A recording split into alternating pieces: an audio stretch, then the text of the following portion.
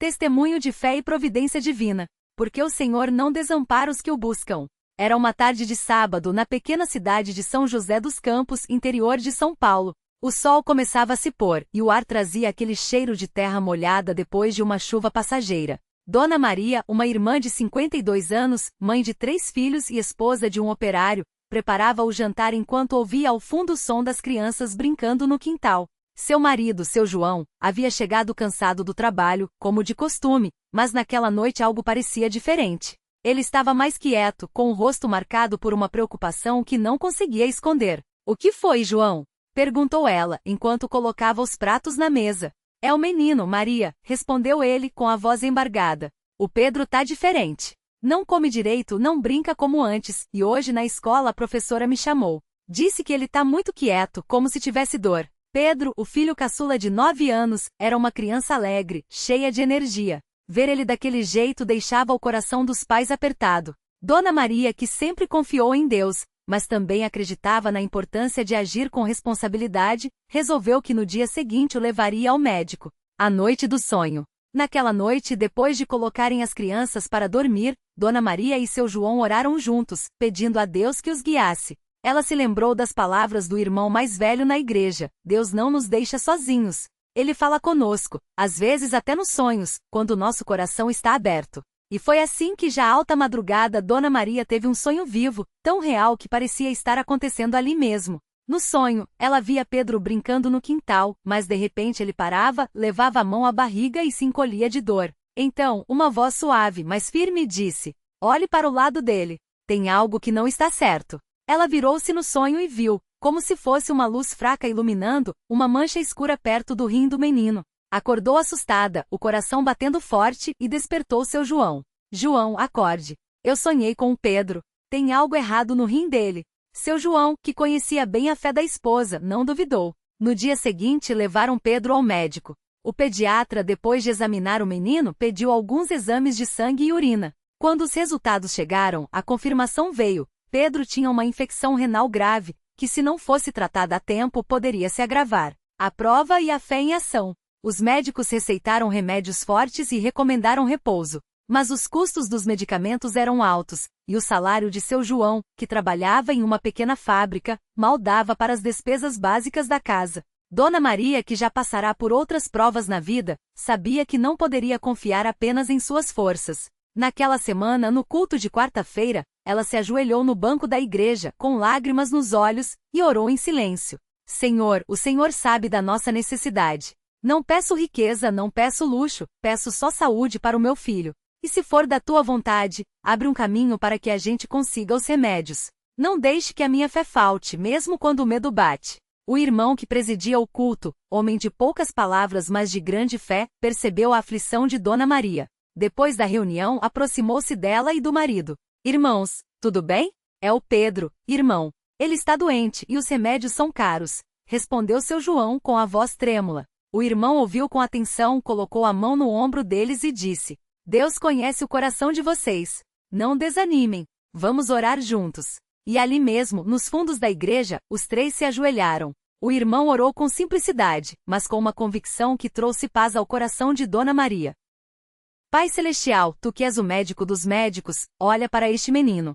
Dá sabedoria aos que cuidam dele e abre as portas para que esta família tenha o necessário. Não os deixe esmorecer, mas fortalece a fé deles. Em nome de Jesus." A resposta que veio de forma inesperada. No dia seguinte, enquanto Dona Maria voltava da farmácia com os remédios que havia conseguido comprar com o pouco que tinham, encontrou no caminho uma irmã da igreja que morava perto dali.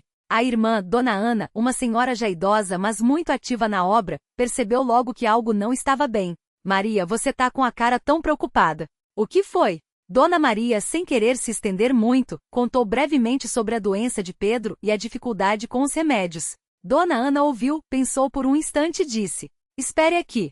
Ela entrou em sua casa e voltou alguns minutos depois com um envelope. "Toma, irmã. Isso é para ajudar com os remédios do Pedro. Não é muito, mas o Senhor sabe que é o que eu tenho agora." Dona Maria tentou recusar, dizendo que não poderia aceitar, mas Dona Ana foi firme.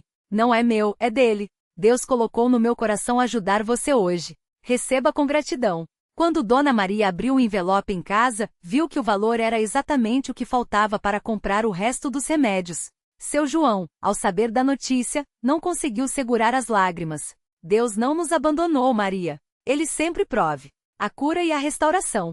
Pedro começou o tratamento. Os primeiros dias foram difíceis. Ele sentia dor, tinha febre e Dona Maria passava noites em claro, cuidando do filho e orando. Mas ela não deixava de congregar. Mesmo cansada, ia aos cultos e nas reuniões de oração das irmãs, pedia que intercedessem por Pedro. Uma semana depois, em um culto de domingo, o irmão que presidia fez um apelo. Irmãos, temos aqui entre nós uma família passando por uma prova. Vamos nos unir em oração por eles. Todos se ajoelharam. Dona Maria sentiu uma paz tão grande que pela primeira vez desde que Pedro adoeceu, conseguiu chorar não de tristeza, mas de alívio. Ela orou.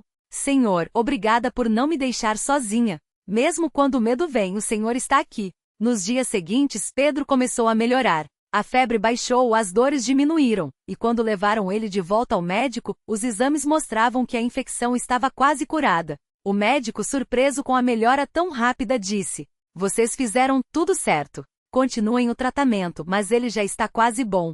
Dona Maria e seu João sabiam que não era só o tratamento. Era a mão de Deus agindo.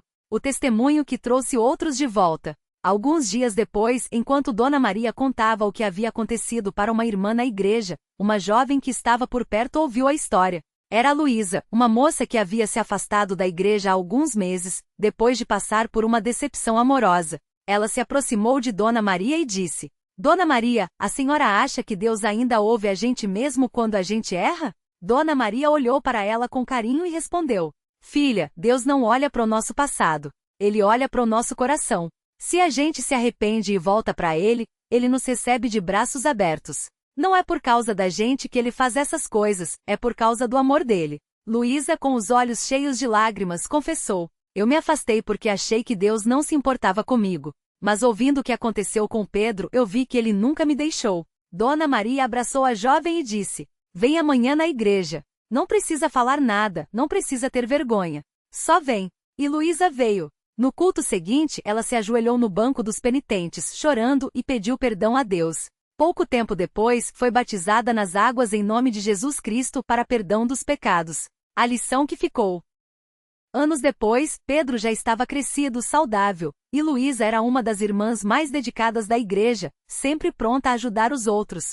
Dona Maria, agora com os cabelos mais brancos, mas com a mesma fé de sempre, costumava dizer para os mais novos: "Deus não promete que a gente não vai passar por provas, mas Ele promete que não vai nos deixar sozinhos." Às vezes a resposta vem de um irmão que a gente nem imaginava, às vezes vem de um sonho, às vezes vem de um médico, mas sempre vem. O que Ele pede é que a gente fique firme, mesmo quando não enxergamos o caminho. E ela sempre terminava com as palavras que tinha ouvido daquele irmão anos atrás, e que agora faziam parte do seu coração: "Não temas, porque eu sou contigo. Não te assombres, porque eu sou teu Deus. Eu te fortaleço e te ajudo, e te sustento com a minha destra fiel." Isaías 41:10. Glória ao nome santo do Senhor. Amém. A prova que veio como água fria, e a fé que ardeu como brasa. A vida de Pedro não se resumiu àquela cura.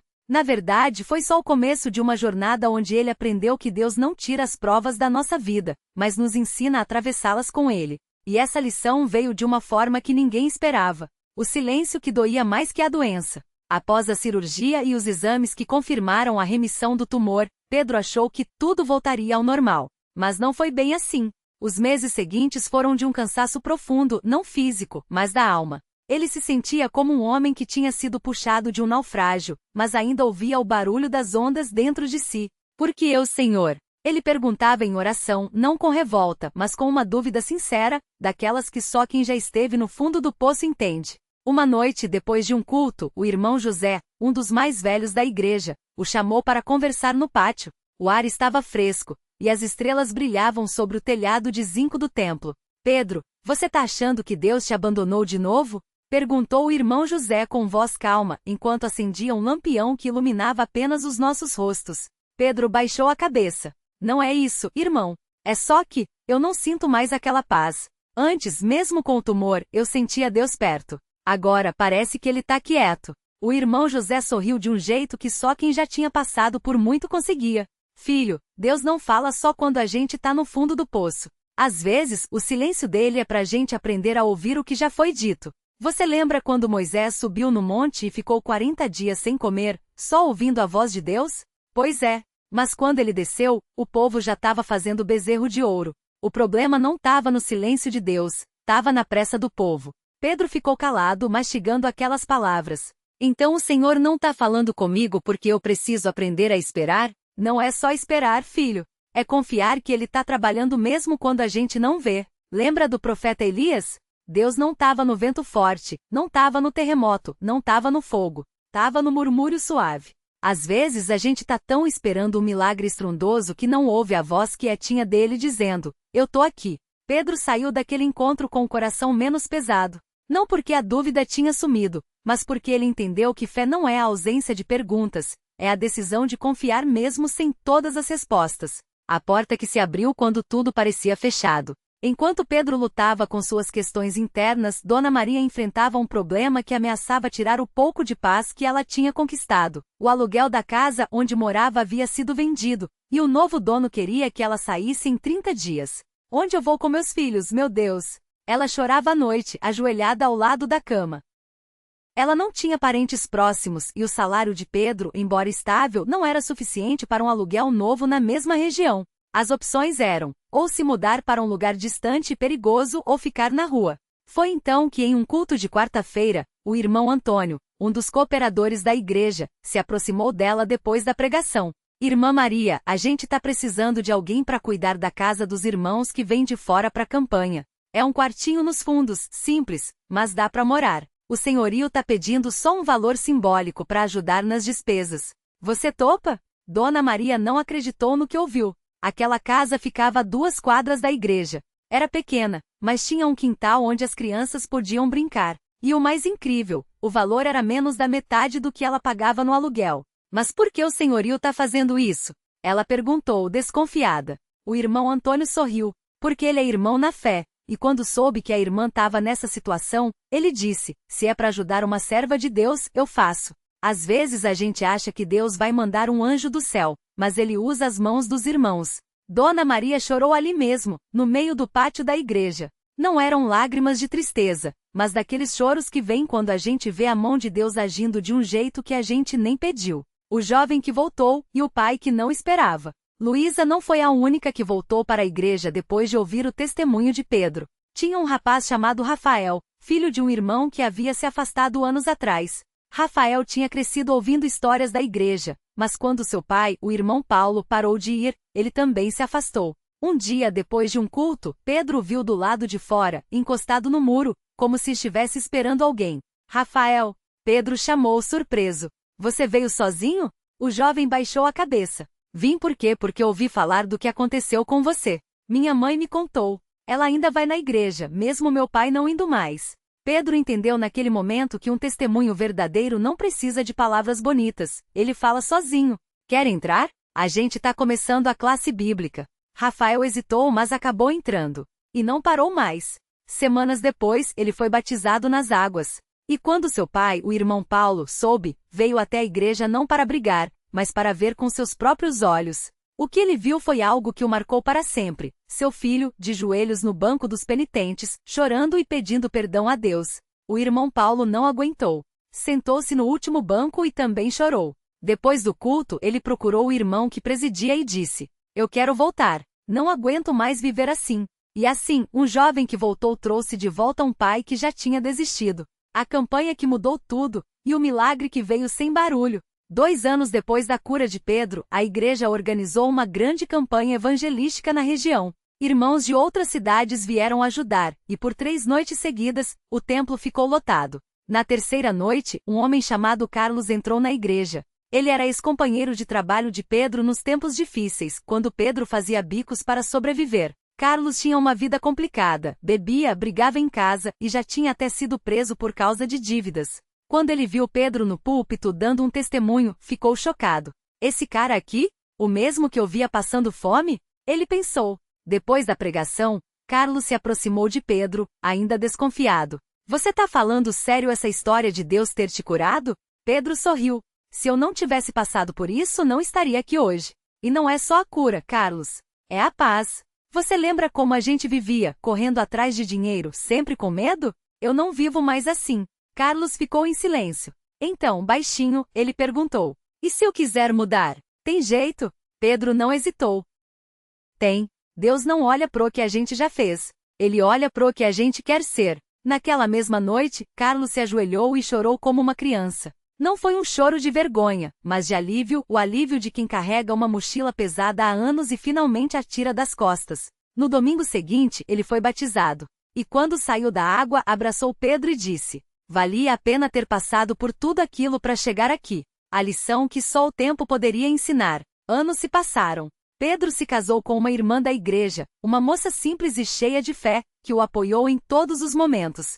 Dona Maria continuou morando na casinha dos fundos, e suas crianças cresceram dentro da igreja. Luísa se tornou uma cooperadora, sempre pronta a visitar os doentes e os afastados. Rafael, o jovem que voltou, hoje é um dos irmãos que mais ajuda na obra, e seu pai, o irmão Paulo, é um dos que mais oram pelos necessitados. E Carlos? Ele deixou a bebida, arrumou um trabalho honesto, e hoje é um dos que mais testemunham nas campanhas. Mas a maior lição veio quando Pedro, já com cabelos grisalhos, foi chamado para dar um testemunho em uma igreja de outra cidade. Enquanto falava, ele olhou para a plateia e viu um jovem com os olhos cheios de lágrimas, claramente passando por uma luta parecida com a que ele já tinha enfrentado. Depois do culto, o jovem se aproximou. Irmão, como o senhor conseguiu ficar firme? Pedro sorriu, lembrando de todos aqueles anos, das dúvidas, das vitórias, das vezes que quase desistiu. Fiquei firme porque não era eu que estava me segurando. Quando a gente acha que é pela nossa força, a gente cai. Mas quando a gente entrega nas mãos dele, mesmo que a gente tropece, ele não deixa a gente cair no chão. O jovem abaixou a cabeça, e Pedro colocou a mão no ombro dele. Deus não promete que a estrada vai ser fácil, mas ele promete que vai andar com a gente. E isso faz toda a diferença. O fecho que não é um fim, mas um convite. Hoje, quando Pedro olha para trás, ele não vê só as bênçãos. Ele vê as cicatrizes e agradece por elas. As marcas que a gente carrega não são sinais de derrota, são provas de que a gente lutou e venceu, ele costuma dizer. E quando alguém pergunta como ele conseguiu passar por tudo aquilo, ele responde com as mesmas palavras que ouviu daquele irmão anos atrás, quando tudo parecia perdido. Fique firme, porque no final das contas não é a falta de provas que define a nossa fé. É a decisão de confiar em quem já venceu todas elas. Não temas, porque eu sou contigo. Não te assombres, porque eu sou teu Deus. Eu te fortaleço e te ajudo, e te sustento com a minha destra fiel. Isaías 41, 10. Glória ao nome santo do Senhor. Amém.